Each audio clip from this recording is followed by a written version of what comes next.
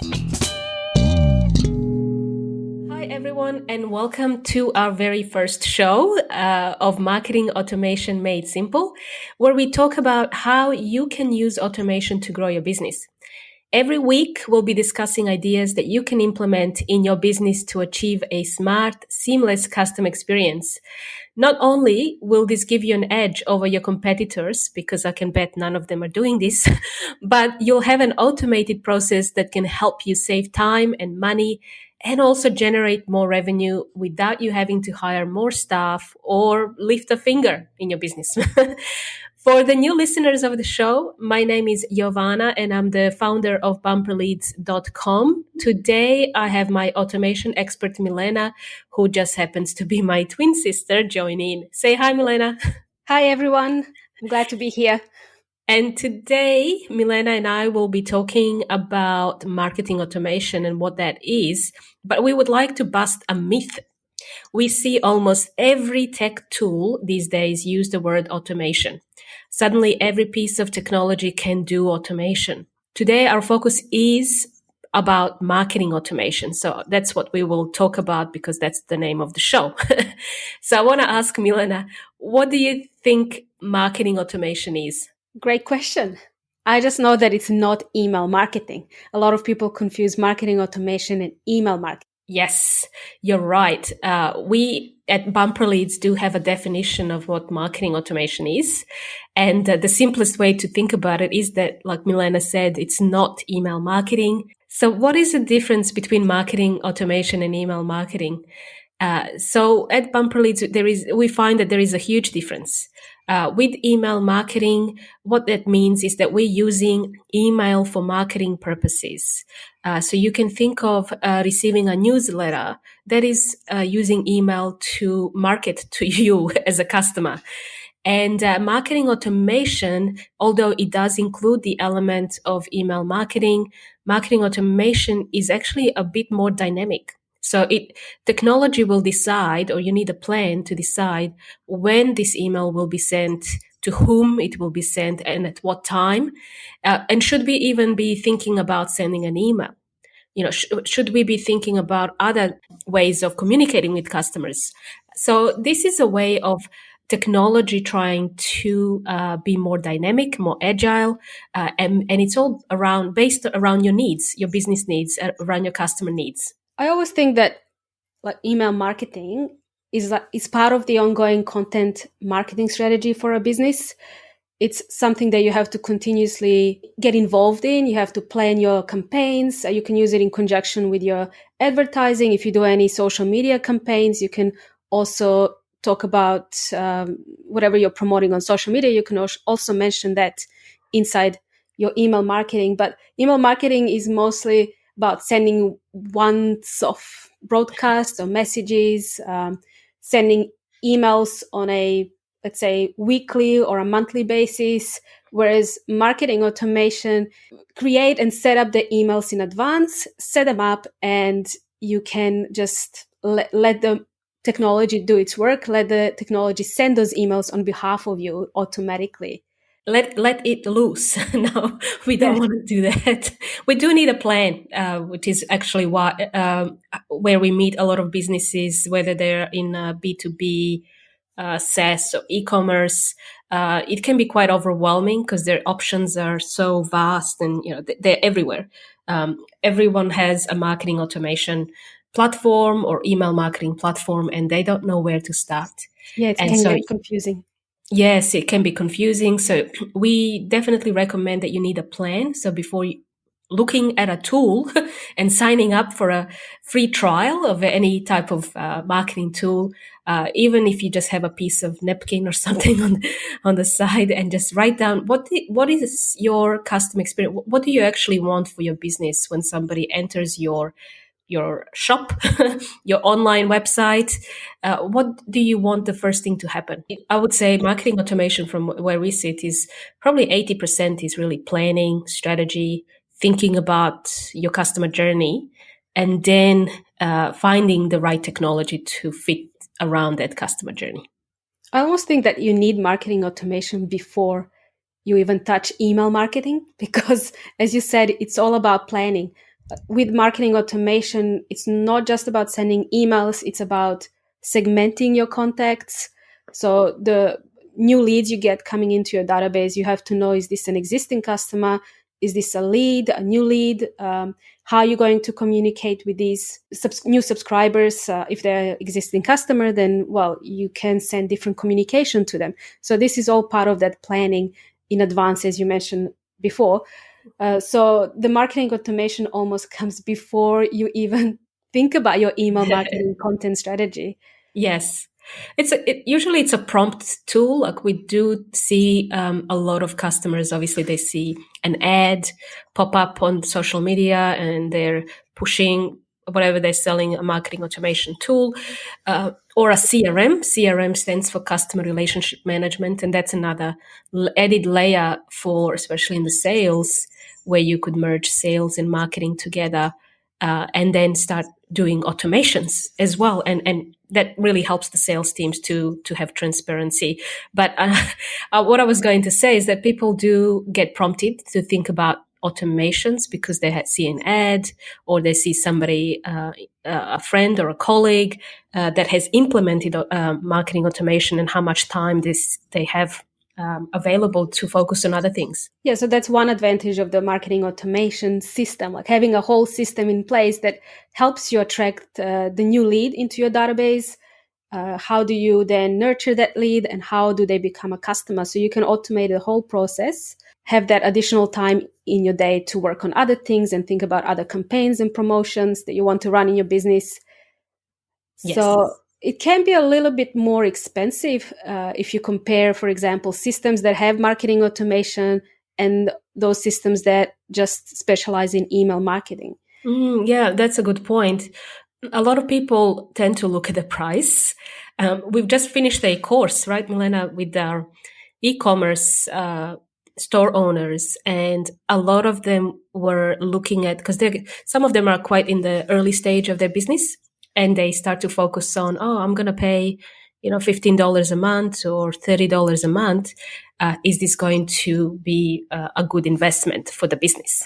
If you think about how much time you're going to invest in following up or nurturing with leads, converting customers, that is obviously negligible. You would have to, if you didn't have some kind of marketing automation in your business, you would have to hire people to do some of these things. And so if you can leverage technology and only pay $15 a month, I know there are some that are offering free, but free is always going to be limited. And if you're looking to grow your business, you want to, have the best features and the best way to do it. So I often think price is almost a negligible factor when deciding on what type of marketing automation platform to use. Maybe people should focus on seeing it as lost opportunity, I guess, if they don't sign up for a marketing automation software. If they want to save money, they won't get all these good features to help them grow their business.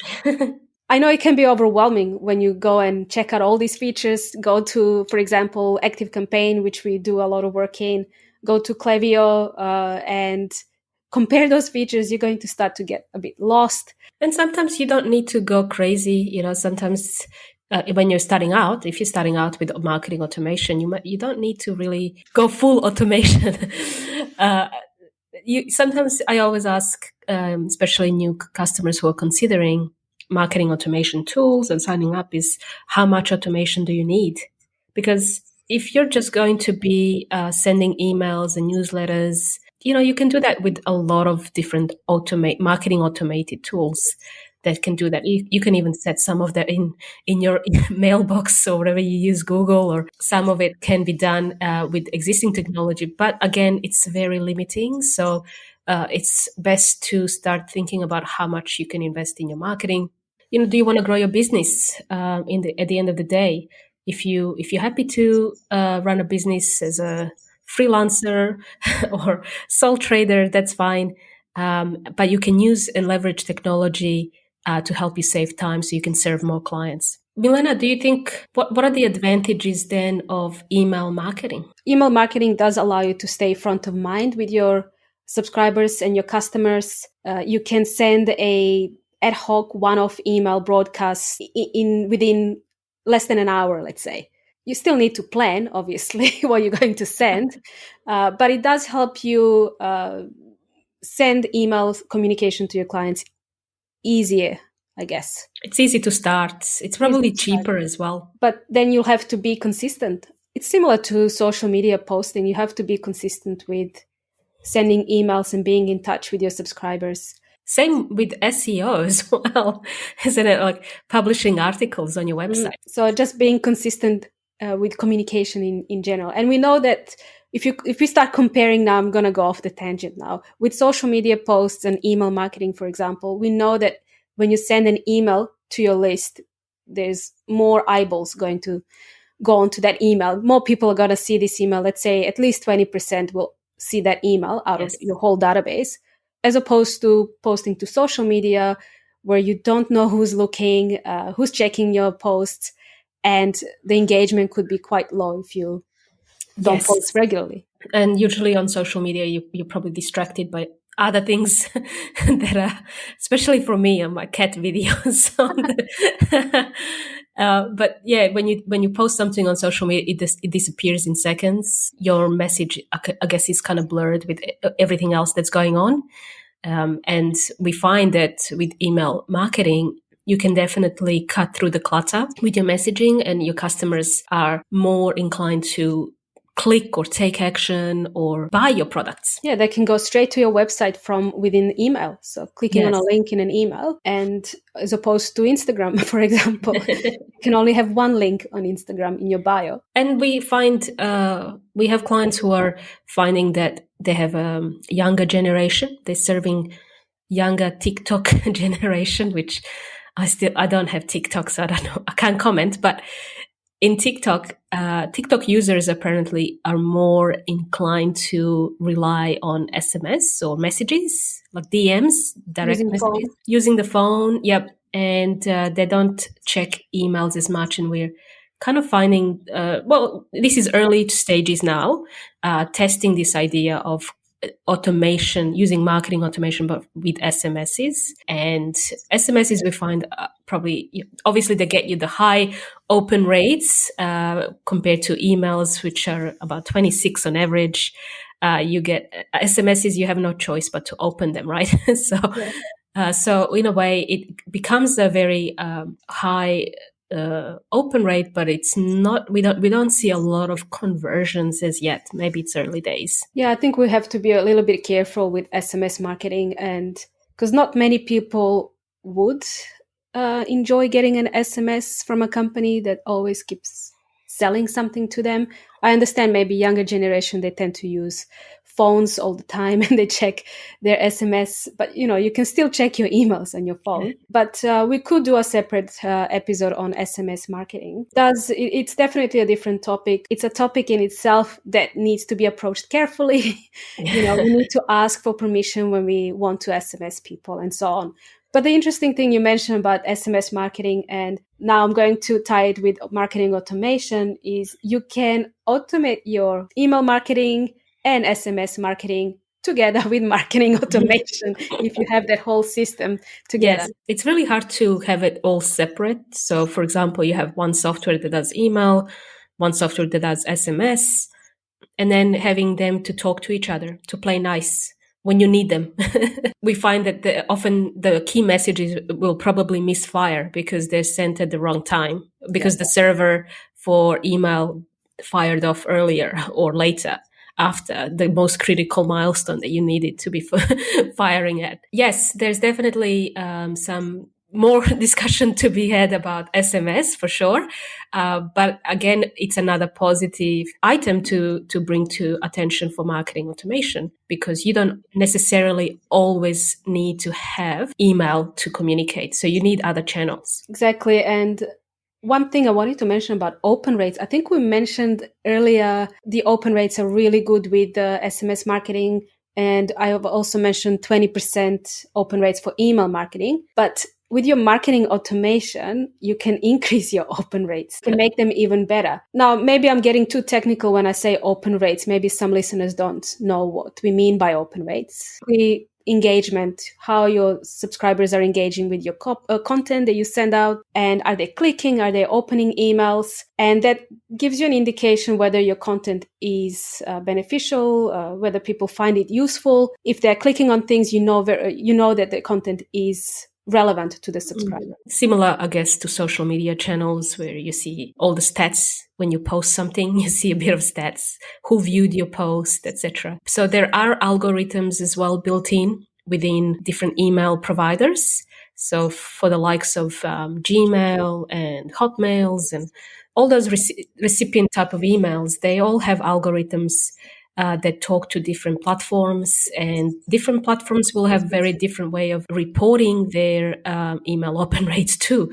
So we typically like to use it as a gauge, like Milena explained.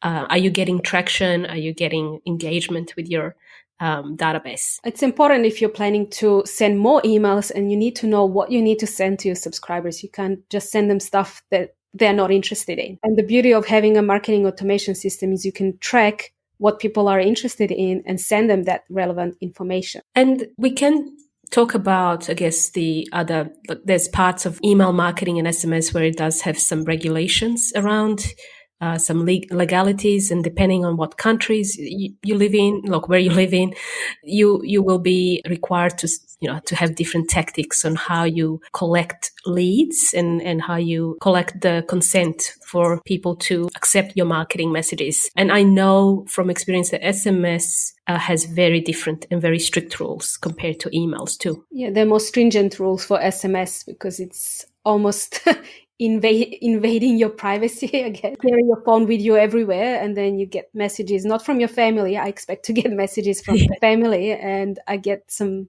messages about products or offers. I would be okay if I gave my permission to receive SMS from a company. I would be more than happy to receive offers from them on my phone. But if it's something that's random and I didn't expect it, well, it's not going to make me happy. Let me just put it. I am quite careful. And it's interesting. We had a survey done with some of our clients who had, they surveyed their VIP customers and they wanted to introduce SMS, and they were surprised to see how many did not choose that option. And the other clients I remember is they had a pop-up form asking for consent to SMS, and that was a very low. And another one didn't have a consent. That's an interesting one. They just asked, and it was a mandatory field. And the survey at the end said, one of the leads that opted in said, I wasn't sure. I felt uncomfortable giving my phone number to a stranger. Maybe it's not just asking for the number. Maybe you need a bit more. You need to explain why you're asking for a number, what this person is going to get, what's the benefit for this person receiving promos for. So it's all about the angle. Which is why I prefer emails, especially email marketing. Some people think, or other businesses think that, email marketing is dead. It is quite of a established, I guess, channel compared to social media. But at the end of the day, what I find is that a lot of people are passive online as buyers, and you want to be able to go back in time and look at offers and take your time when you want to place that order or buy something. And you don't get to be alerted when you're, if you think about getting an SMS with a 50% promo or something, and you're doing some grocery shopping, that's not the right time to be sending marketing messages. And another reason why email marketing is good and when I say email marketing, I also include marketing automation because it can send emails as well. It's because it's been around for so long. It's been around for 20 years we've been receiving emails, whereas the social media hasn't been around for that long. Facebook has maybe, but that's eventually going to go down, the demand for Facebook. That's right. Facebook is getting less users, new users signing up to the platform anyway. Whereas email will always be there. It's an established, solid marketing tool that you can use in your business. And you have to have an email as your kind of ID online. Even my bills get delivered to my email address. That's right. It's your new mailbox, like an old-fashioned mailbox that you have at home. But what a great opportunity if you had a marketing automation platform to go, okay, well, we've sent you SMSs, we've sent you emails. How about we send you a nice a printed thank you letter, thank you card. Or some gifts you can send to your clients automatically. Yeah. We normally recommend doing something if you had a marketing automation, the right platform, and you know that somebody has purchased from you once, or they're a returning client, and you choose to send them a gift. You can wait at least 3 months. I would say maximum of 3 months, and then send a trigger to your receptionist or marketing assistant, and they can then organize a nice gift or a thank you card to that new customer or your VIP. So I think we covered quite a lot in this episode. We wanted to introduce marketing automation and email marketing together. And I feel like there will be more episodes now on this topic. For example, the engagement, segmentation, you've mentioned the CRMs, which is customer relationship management for B2B businesses. So what I'm trying to say with all this is that there will be quite a lot of content that we're going to cover and talk more about with marketing automation. So if anyone is listening to this podcast and has questions, any specific questions about marketing automation, please let us know. We'll be happy to cover it in this podcast. And I think, if you're listening to this and you're going, how do I know if marketing automation is right for my business? Well, there are three questions you can ask yourself before you go and sign up to a marketing automation tool. The first question you could say is, how can I get a steady flow of new and qualified leads? If that is the question that you ask yourself every day, then I would say, yes, you must have marketing automation platform. How can I get more time in my day? If that's the type of question you ask yourself every day, yes, you need marketing automation. And the last question is, how can I scale and grow my business effortlessly? That I believe is like a non-brainer with using technology and marketing automation. So you want to create some campaigns that you want to set and forget, I guess. Set them up and forget about them. Oh, we want to set things as much automation as possible, but you don't want to compromise on some of the custom experience, or you still want to appear a bit human, not really robotic. Look, unfortunately, marketing automation can be quite overwhelming for a lot of businesses. And to make the most out of it while running your company, you probably need a lot of patience, perseverance to make it work. I often think maybe a good bottle of whiskey, but maybe maybe that's not good to drink and automate. Who knows what you're going to create with your marketing automation? But definitely people will need help with the strategy of creating the automation in your business. You need to have a plan. You also need to be really clear on your processes in your business, how you onboard customers, how you talk to customers even, and to your customers. So if you're clear on your processes, then we can talk about automation. Any automation tool, really, not just marketing automation. But thank you so much, Milena, for joining me today. I think we'll probably see you more often. We sound the same. I could just call in sick and then you take over. Yes, sounds great. Okay, thank you so much. Until next time. Thanks, Jovana. It's been a pleasure. Bye.